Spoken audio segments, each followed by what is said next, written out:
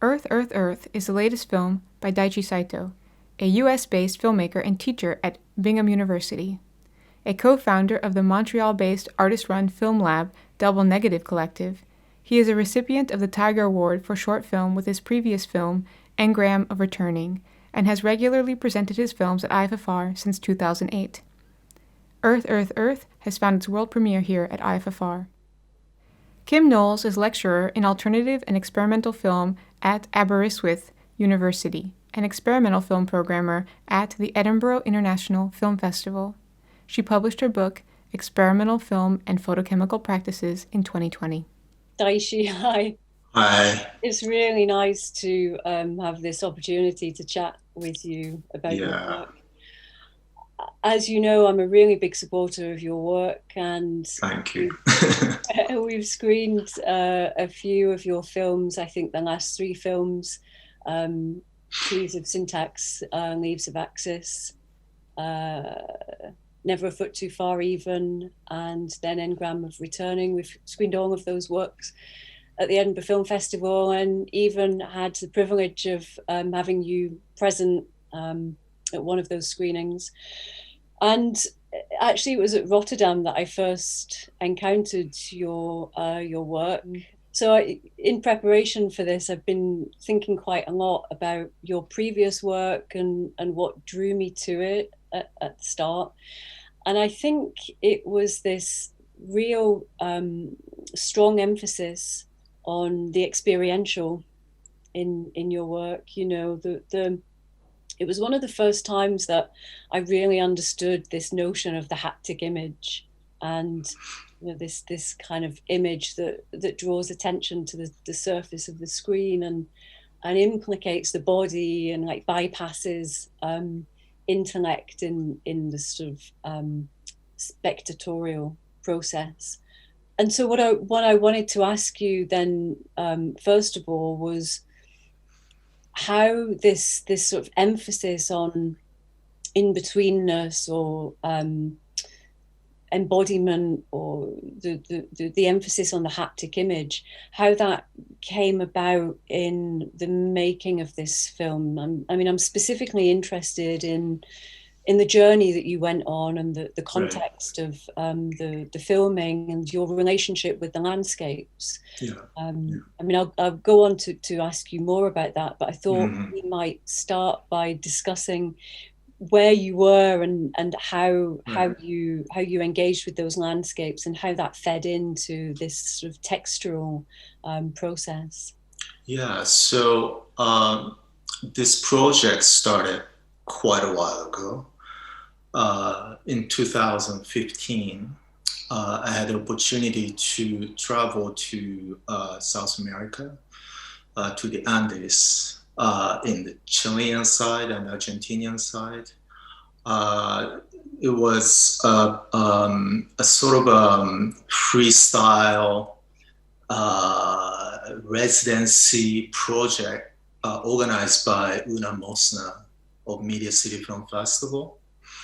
And so Una and the Media City Film Festival invited me and two other filmmakers, John Price from Toronto and Malena Schlam from Montreal, to go to that region in the desert and film.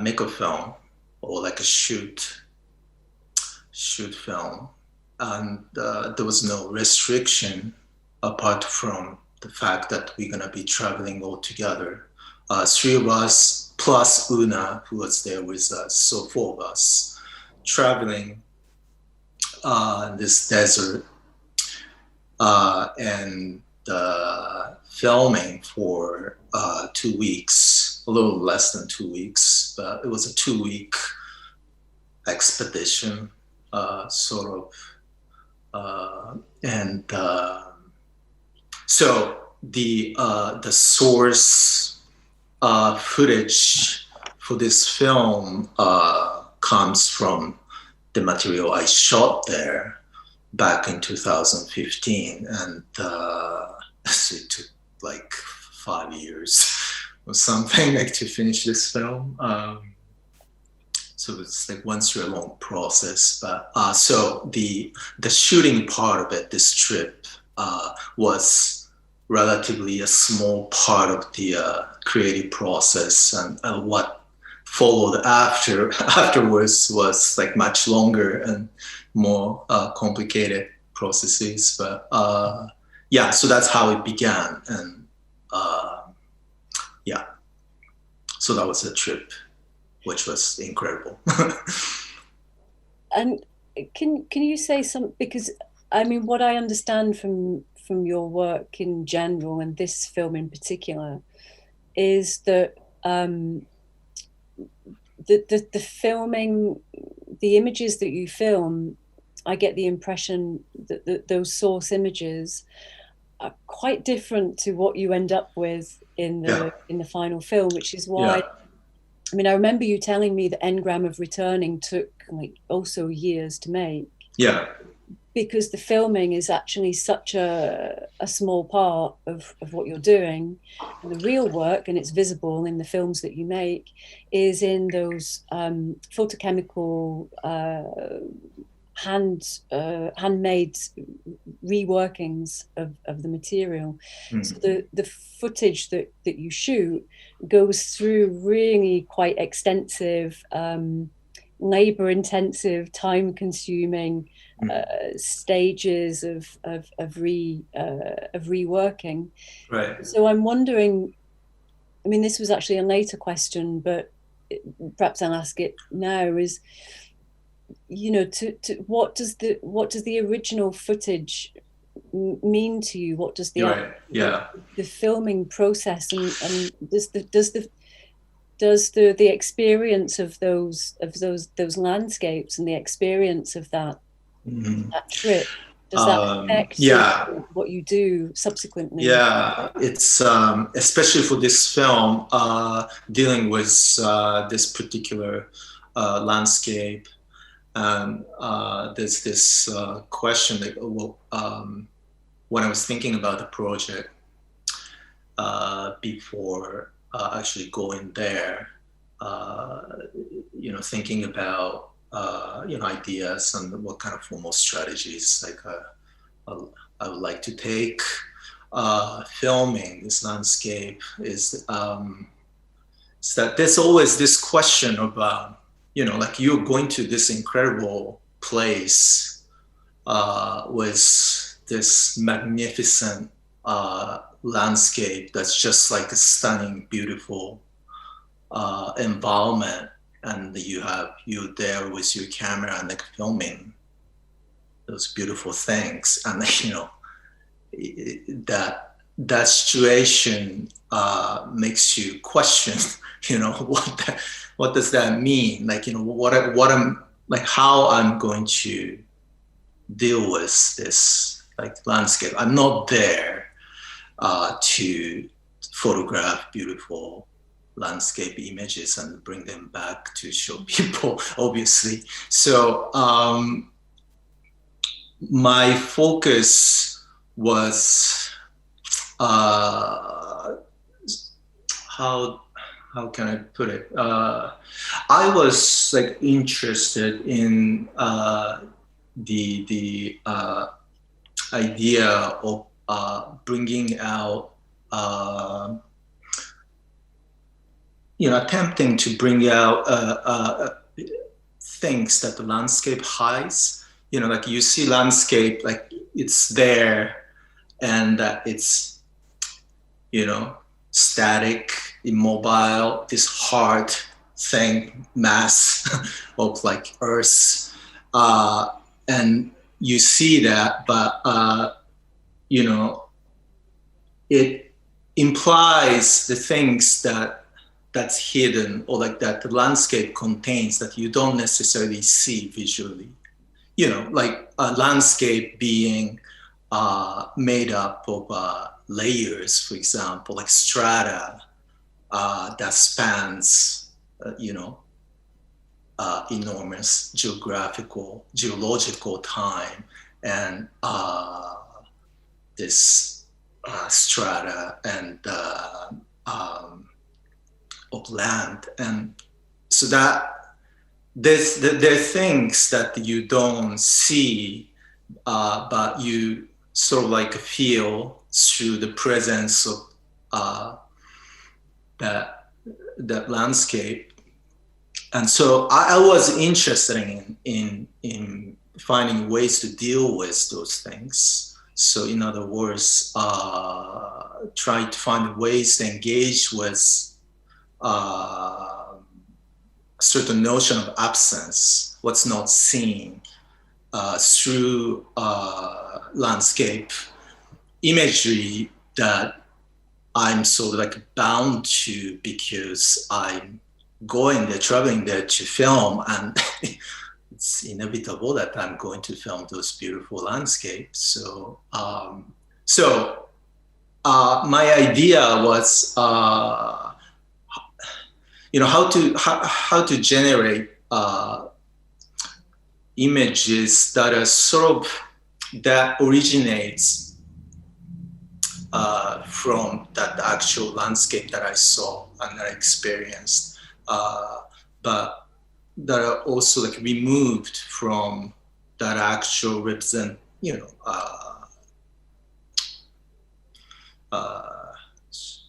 natural or photographic representation of the landscape, something removed from it. And I wanted through those images, sort of transformed images, wanted those images to point to those areas that are hidden from the landscape, or something like that.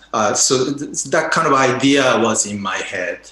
And one of the things I did concretely in terms of formal strategy was that I decided as much as possible to eliminate the trace of myself as the person like filming.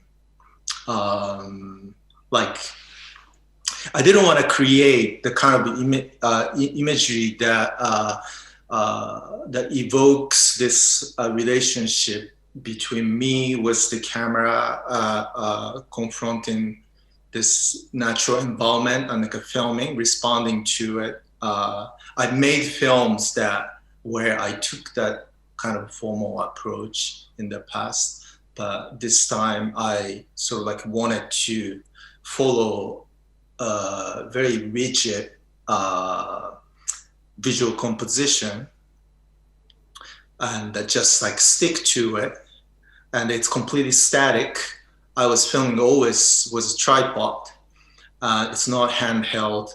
It's not moving camera, but it's very carefully framed composition using telephoto lens instead of a wide-angle lens that you tempted to use, like when you're in an environment like that, this incredible expanse of natural space, and but I sort of went the opposite direction and like limiting my framing with telephoto. And that's also partly because I wanted to sort of eliminate this natural, deep perspective that you feel when you are there, this incredible depths, spatial depths. And I wanted to sort of eliminate that and then deal with this flat surface compositions where you don't really see clearly the relationship between sometimes what's in foreground and background, etc. Because the telephoto lens flattens space. It eradicates. Because I was thinking in terms of what you were saying, that when we encounter landscapes, often in cinema, we see them from a quite epic or a sort of objective perspective. And I think what's striking about your film is that you you deny that. You deny any sort of objective gaze on the landscape. So you take away that sense of the epic quality of the image. Yeah, I mean, I wanted to create the kind of visual space that's really different, completely different from the actual space. And so I was focusing on this. One of the focuses I had was to create this horizontal divisions within the frame. And often divided. There's always like dividing line that's going across the frame that could be, the mountain ridge or horizon or the different things. But there's this strong presence of a dividing line in the space, and this the top part and the bottom part have like different textual quality or different depth sensation, etc., and then like interacting in a particular way. So there's certain tensions, visual tensions I was interested in creating that are not really something like happening in that actual space, but derived from, I think, my experience of like seeing that landscape. I shot about 15 rolls, it's like 1,500 feet approximately. All different film stocks. Yeah. Like all together, like I had 3 rolls of color negative and I had another 3 rolls of print stock, etc. And everything together, I shot about 15 rolls, I think. Is this the process that you're using, the heavy reworking? Is this optical printing? It's a combination. I mean, as usual, this optical printing. I use optical printer to rephotograph the source footage, and then there's contact printer that I use to do certain manipulation or to make a duplicate like onto different stock or with different filters. And so yeah, the main tools I used were the optical printer and contact printer, and of course the actual hand processing part. That's also which we see. We see the traces of on the surface of the film, right? I mean, it's a film that really draws attention to the surface constantly. Yeah, that's something like very important for this film. It's the result of what we call solarization, like a Sabatier effect. You flash your footage when you're developing, and then to create the kind of imagery that's not quite negative, halfway negative and positive, and that creates this kind of strong outlines, contour things. And also what it does is that it creates this uneven texture of colors, like, because the flashing, you cannot have stable color or like texture, right? Like it destabilizes. And it's actually that sense of destabilization or fluidity that I think is really, really important in the film. It seems to me to be one of the key aesthetic strategies in that work, is that constant sense of fluctuation. And it's like nothing is like really rigid or fixed, or it's like always, it gives you the sense that those images in the process of disappearing or like appearing or like morphing into something, or there's a constant change that suggests a certain like fragility or instability of the medium itself, but also in relation to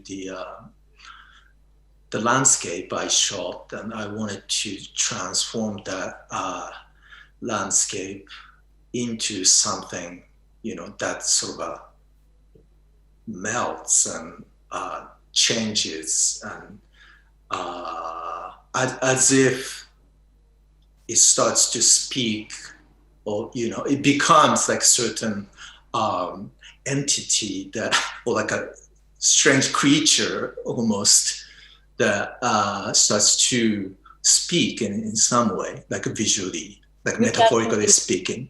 It taps really nicely into the way that the currents of intellectual discourse on matter and our relationship to the world, and our relationship to our interconnectedness with the world, and how matter is inherently vibrant, and even non-living things have a life force that runs through them, and I think that's a really strong part of the film for me, is this the sense that these landscapes are not static, they're not fixed, they're constantly moving, they have some kind of vibrant energy that connects us to them. Yeah, and you mentioned this like haptic quality and so on, and like you can see film emulsion as sort of the skin of film, and then you see the hard surface of the landscape sort of like starting to melt, or like change, and there seems to be some interesting connection like between the two, or like you can sort of like create an interesting connection to, and it's I thought it was really interesting to treat something like landscape that appears to be impenetrable starts to break down, like to show it like breaking down, and of course that's there's a certain suggestion of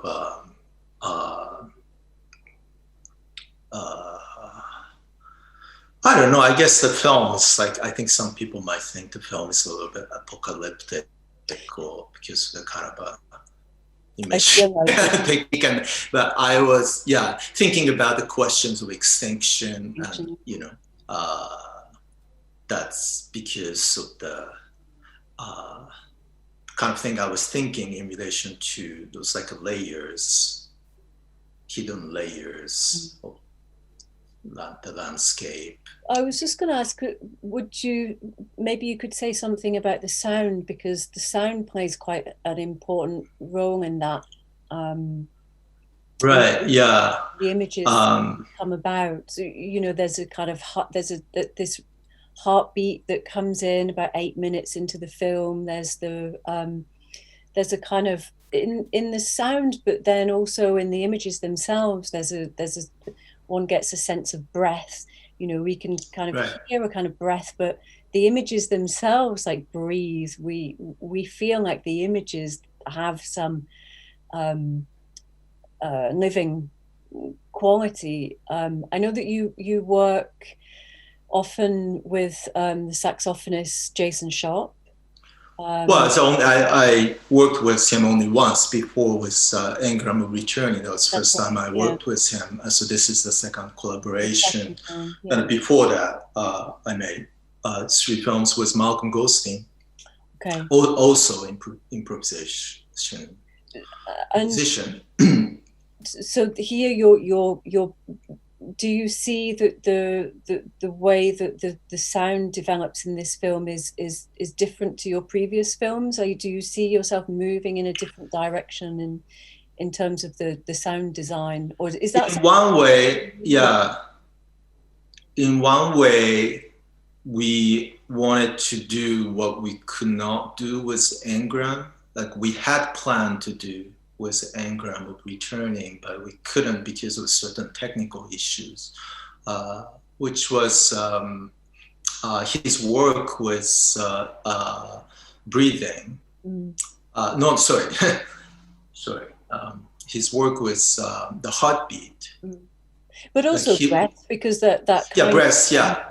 Well, I mean, that's his technique. Like he does this circular breathing technique, and so like a breath is like really essential part of like his performance. But we had this idea when we made Engram Returning to incorporate his heartbeat.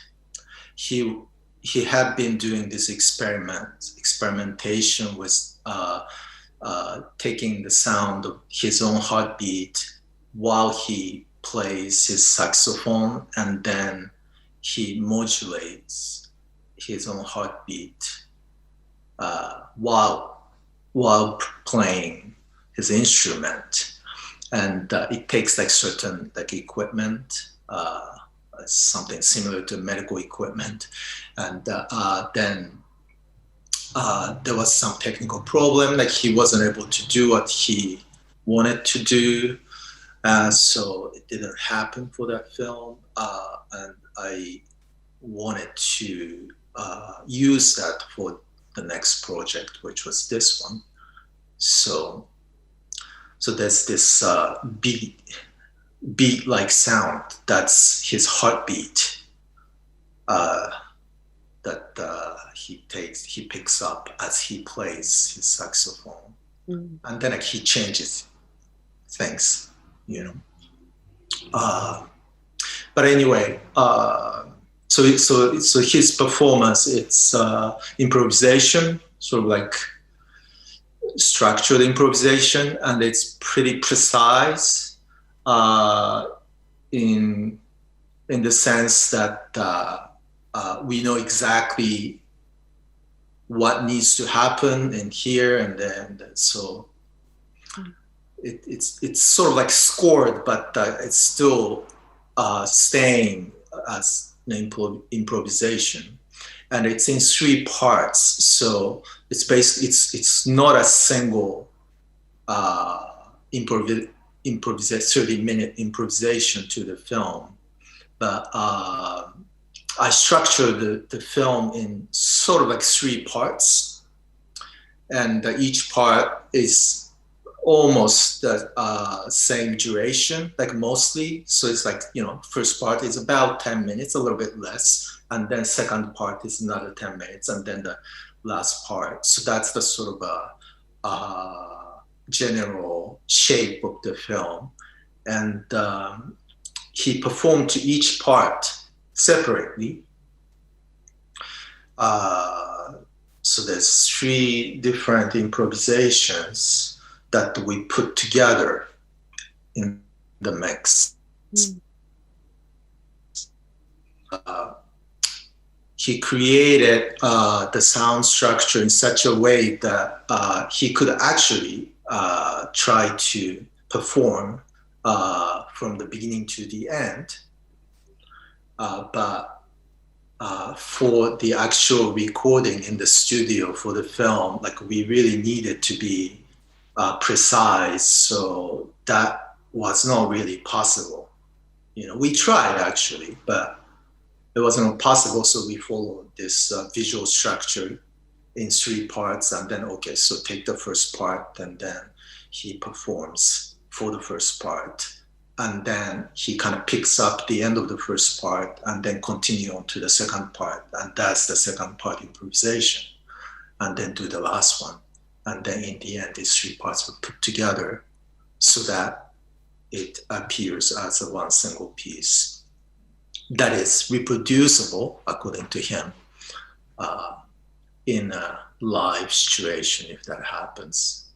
I mean, that'll be very challenging, actually, I think, because of the lengths of it. Because you've done this with, I think, Engram of Returning, you actually performed it live. Right, which sort of leads me to my last question, which is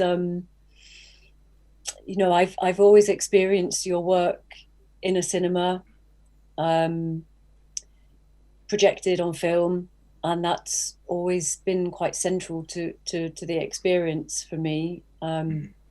As you know, I'm a great supporter of photochemical film, and a defender of experiencing films in the format in which they're made, and it feels frustrating right now in this time of pandemic and lockdown, and not being able to come together in cinemas. And Yeah. I mean, I'm quite hesitant to ask you this question because it's something that I sort of avoid on a daily basis, because it becomes a little bit too depressing to think about. I understand. You know, it's the reason that we're sitting here talking to each other on Zoom rather than in one of the cinemas in Rotterdam. But you know, I wanted to ask you how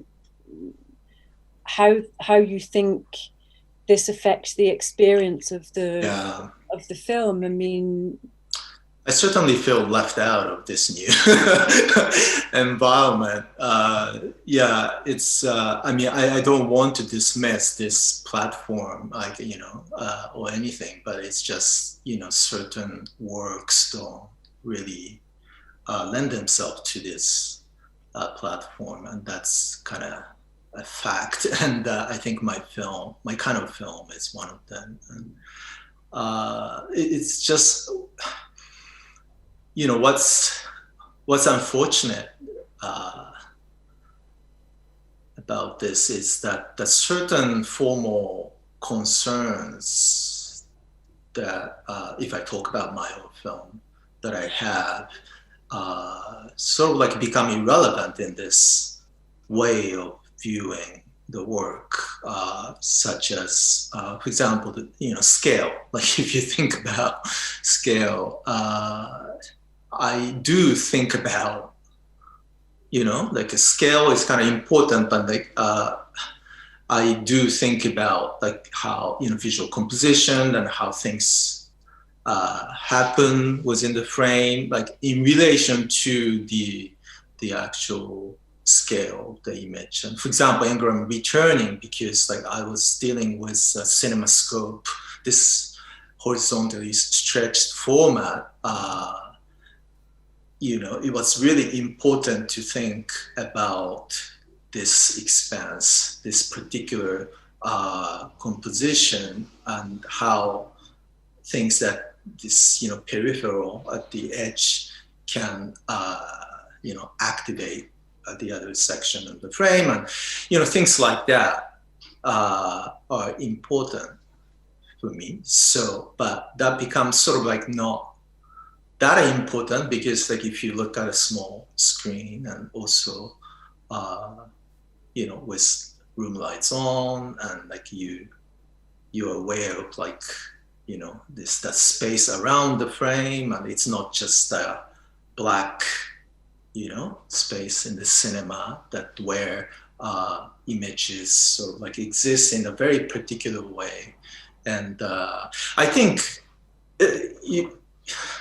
I mean, if I talk about my own film, and like, I don't want to generalize or anything, but I like this, or like I make my image like in relation to this, you know, restrictive environment, like, in which the images present themselves, like images inhabit, you know, and that all sorts of restrictions or limitations that come with the viewing of a film are sort of an integral part of